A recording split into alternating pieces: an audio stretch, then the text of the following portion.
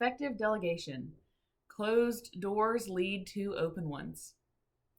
As we begin our series on the theme for the year, Open the Door, we realized it was important to also consider that in order to open doors, you also need to know how to close them.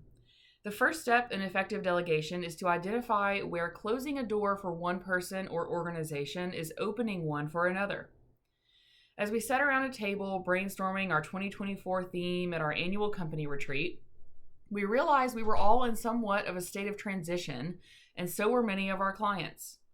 We often work with people, organizations, and communities that are in a place of what got you here won't get you there, and we help them make the necessary steps to move to the next level of success, whether it is coaching a middle manager to make the transition to an executive, working on organizational processes and culture to transition a company from a small one to a large one, or helping a community understand things like wage rates and labor participation and how that is impacting their workforce landscape.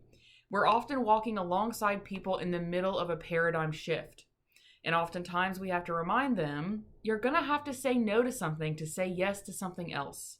This is where growth lives. And so are we as a business and as individual team members working to embrace growth by opening some doors and closing others. Each of us are masters at some things, novices at others, energized by some tasks and drained by others. Seasons come, seasons go, and as a team, we sat at the retreat and realized some specific plans needed to be put in place in order to navigate those changing seasons. Delegation has to be intentional for everyone involved in order for it to work successfully. So we embarked on an exercise where we worked to get intentional with our transitions and delegation plans. If you or your organization is in a season of transition, here are steps to think through closing doors and opening others. Step 1, list all of your service offerings up on the wall. Literally. Step 2, have everyone identify the areas they feel fully skilled at doing, the areas where they want to grow, and the areas of work they would like to divest in doing. Step 3, discuss things you aren't offering that need to be offered and how you will go about defining and executing them. For example, we've realized that we've been called upon to do one thing for clients that then turns fully into another. We're calling this something along the lines of talent development / workforce strategy. And we're taking the first half of this year to be able to fully articulate what this means and market it. Step 4, identify a team leader for each line of business.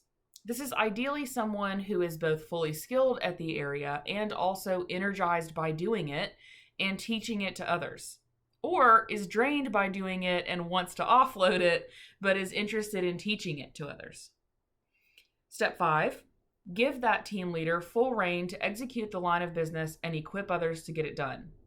Identify a timeline for doing so. Is this going to take 3 months, a year, to allow enough time for the person to open the door to the task so another person can close the door? Step 6, capture the plan in a document or spreadsheet where you will remember who is doing what and can track progress.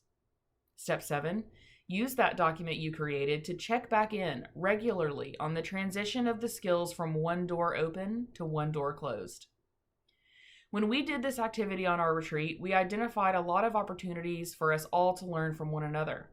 We identified ways to energize ourselves around work and transition things where people were fatigued or bored by certain types of work.